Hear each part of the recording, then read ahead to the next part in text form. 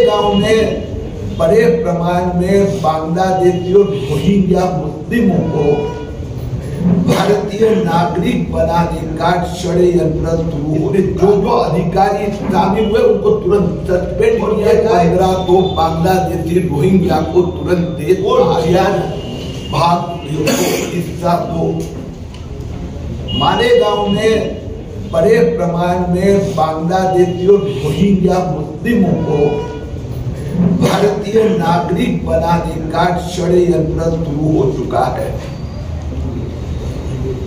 2024 के 6 महीने में अंतिम जुलाई से दिसंबर तक 1500 ऐसे बांग्लादेशी रोहिंग्या मुस्लिम को मालेगांव के तहसीलदार, नासिक जिलाधिकारी और मालेगांव महापालिका ने उनका जन्म मालेगांव में हुआ है ऐसा बर्थ सर्टिफिकेट दिया है, जो 2023 में भारत सरकार का एक जन्म मृत्यु रजिस्ट्रेशन कानून के अंतर्गत उस कानून को गुमराह करके ये इस प्रकार का ये खेला जिसमें करोड़ों रुपए की रिश्वत दी गई है।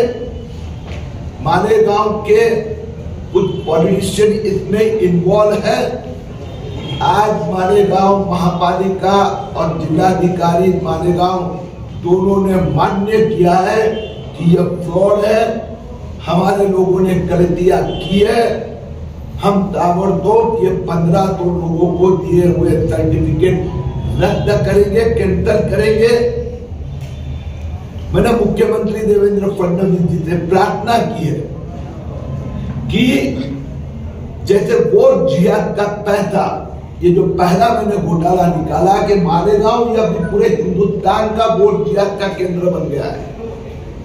यहाँ पर वोट जिहाद का जो पैसा आया उसका अमाउंट अभी 2000 करोड़ हो गया है।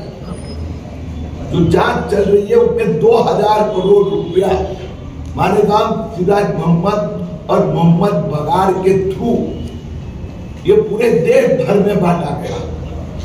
अब वही मालेगांव को बांग्लादेशी और रोहिंग्या को भारतीय बनाने का नया फ्रॉड कारखाना। मुख्यमंत्री से मैंने प्रार्थना की है कि जल्द से जल्द इसकी जांच के आदेश दे। इसमें जो अधिकारी शामिल हुए उनको तुरंत सस्पेंड किया जाए। और ये रोहिंग्या और बांग्लादेशी मुस्लिमों ने गलत एफिडेविट दिया है,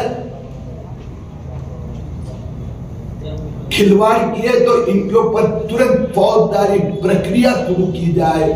ये काम एंटी टेररिस्ट स्क्वाड ATF को दिया जाए और ये 1500 बांग्लादेशी रोहिंग्या को तुरंत देश बाहर किया जाए। यहाँ के जो छोटे से अखबार बाले किला में जो विज्ञापन आता है, ये इस प्रकार का एक विज्ञापन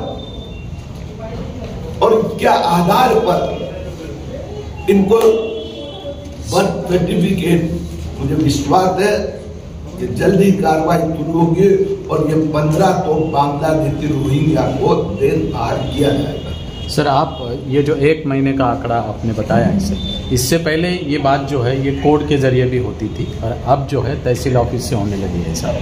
तो आप सिर्फ इन 1500 जो नाम आपने दिए वो, या फिर आप ये चाहते हैं कि जांच पूरी हो, जितने दाखिले दिए गए मालेगांव में इस तरह के सिस्टम इससे पहले भी चलती थी। दाखिले जिन लोगों के नहीं थे, अशिक्षित लोग हैं जो नहीं कर पाते थे, वो लोगों ने इससे पहले भी कई बार इस तरह के दाखिले बनाए। तो क्या आप चाहते हैं कि पूरी जांच हो, जिससे कोर्ट ने दिया वो भी और तहसीलदार ने दिया वो भी? मैंने थोड़ी सी जांच की तो ये ध्यान में आया कि इस प्रकार का जो ये फ्रॉड जो है ये 2023 नवंबर में जो नया कानून में जो संशोधन अस्तित्व में आने के बाद में हुआ। पहले कोई खास दूसरे 4-5 लोग गलत रास्ते से सर्टिफिकेट ऑब्टेन करते होंगे, पाते होंगे, लेकिन इतना बड़ा जैसे ये दिसंबर महीना में या 500 लोगों को विज्ञापन आए हैं, तो ये जांच होने के बाद में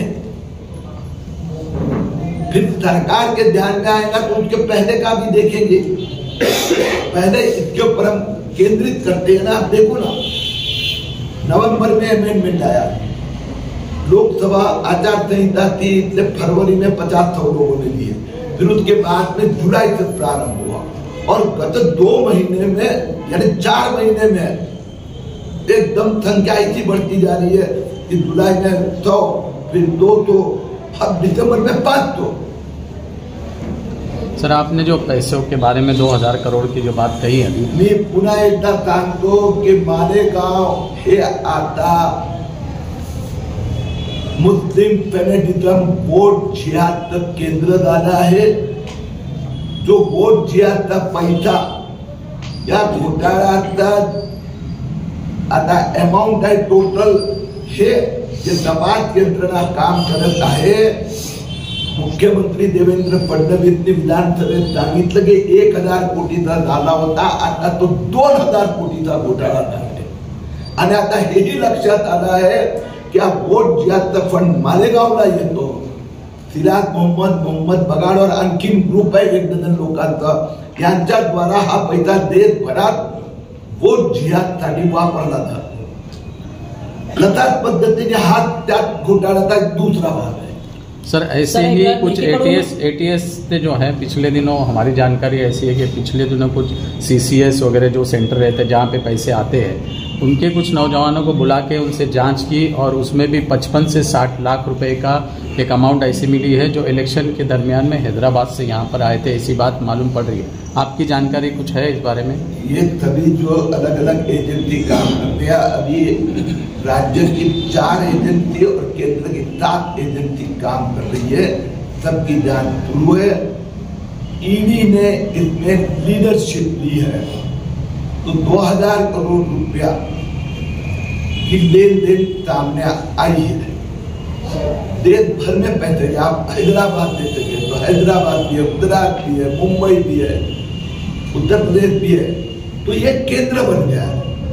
अब ये जो 1500 मालेगांव में रहते होंगे, सब मुझे मालूम नहीं है, खाली मालेगांव लिखा है, हो सकता है उत्तर प्रदेश में रहते हो, वहां से आए बांग्लादेश से, और मालेगांव को केंद्र बनाकर अब इनको अधिकृतता देने का ये दूसरा षड्यंत्र। आपण जो आरोप करताय 2000 कोटी रुपयाच्या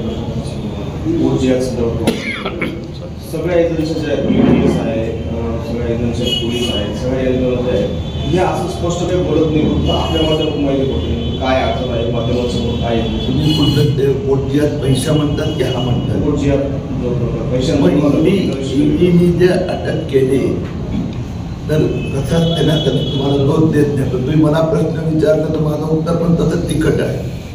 ते वर्तमानपत्र छापून आलं, अरे माय बाप, माझं प्रश्न उत्तर वर्तमानपत्र छापून आलंय। ईडीने ज्यावेळी सिराज मोहम्मदचा ताबा घेतला पोलीस करून, त्यावेळी ते रिमांड ऍप्लिकेशन केली आणि त्या कोर्टाने जे ऑर्डर दिली त्यात 1000 कोटी रुपये छापून आला आहे। ईडीने रिमांड ऍप्लिकेशन मध्ये लिहिलं, हे 15 दिवसापूर्वीची आलं लक्षात। तर हे तपास यंत्रणा जिथे सांगायचं असतं तिथे सांगतात, ते मीडियाला नाही सांगत। अरे भाऊ, मीडियाने छापलं ना, त्यावेळी कोर्टात रिमांड असते त्यावेळी तुम्हीच उपस्थित असतात, पण मालेगावला तुम्ही उपस्थित असतात। ईडीचा रिमांड मुंबईत पेशल, तर तिथल्या वर्तमानपत्र इंग्रजी वर्तमानपत्राने छापलंय। बातम्या कुठून येतात, तर एजन्सी प्रेस कॉन्फरन्स घेत नाही, पण ज्यांना अटक केली तर कोर्टाचा समोर मानते आणि कोर्टाची ऑर्डर असते त्यात दिली जाते। सर, एकीकडे भाजपचे जे नेते आहेत नितेश राणे यांनी देखील मालेगावला लँड जिहादचा आरोप केला होता आणि आज तुमच्याकडून वोट जिहादचा जे स्कॅम होत आहे ते मालेगाव टार्गेटवर आहे का, असं काही म्हणता येईल?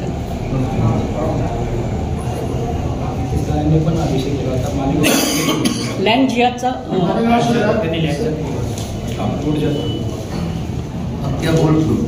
त्यांचं म्हणणं असं आहे, मला सगळं समजलं आहे, त्यांच्याकडून त्यांना उत्तर देत पाहिजे। मालेगाम हम केंद्र बना रहे हैं या मालेगाम को इस्लामिक सर मराठी मैं जवाब दे रहा हूँ मराठी।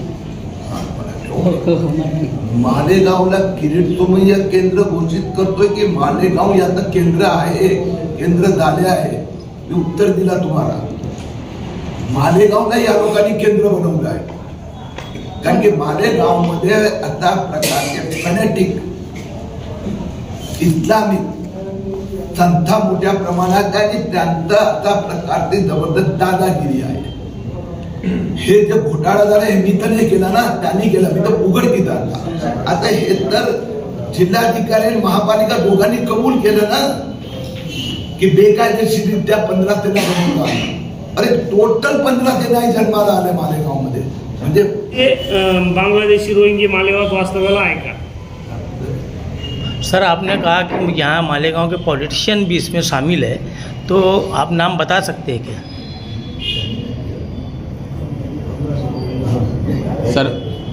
सर वो जो 1500 आप नाम दे रहे हैं ये फाइनली रोहिंग्या है ऐसा? इन्होंने इनका वही है? ये तो मैंने यार यादी दी ना.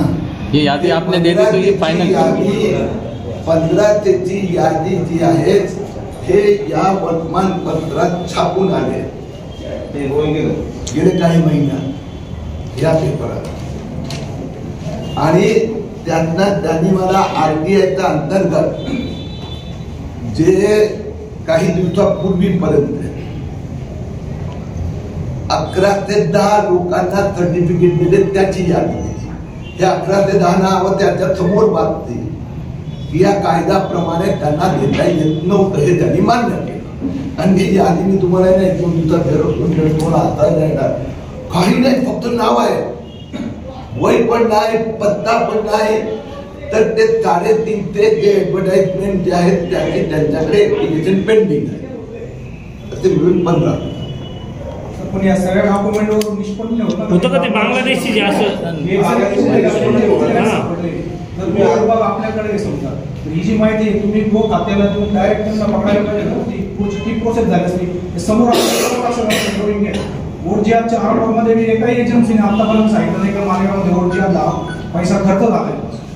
तुमचे फक्त आरोप आहे, पण त्याच्यात प्रत्यक्षात पुढे काहीच येत नाही. समोर जर रोहिंग्या मुसलमान त्याचे डॉक्युमेंट वगैरे तुमच्या समोर बघून दुसऱ्यावर आरोप करतो, म्हणजे तुम्ही तुमच्यावर आरोप करता असं नका. मी उत्तर देतोय रे भाऊ.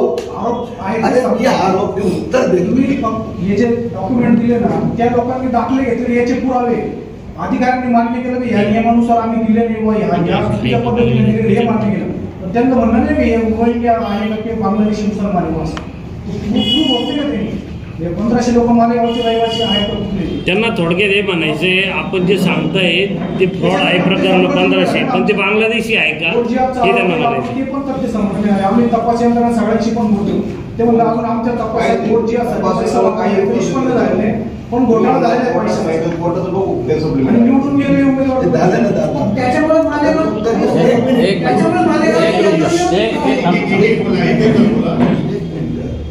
ठिकाणी दोघांनी विचारलं, परत उत्तर देतो.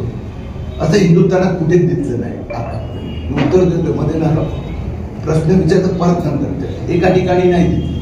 मी तुम्हाला महाराष्ट्राचे 4 जिल्ह्याचे दुसरे आकडे दिले तुलना करायला. मी तिसरं तुम्हाला सांगते की गेले 15 दिवस मी हे पाठपुरावा करतो, सगळे डॉक्युमेंट प्राप्त केले, मंत्रालयात परमिटीला.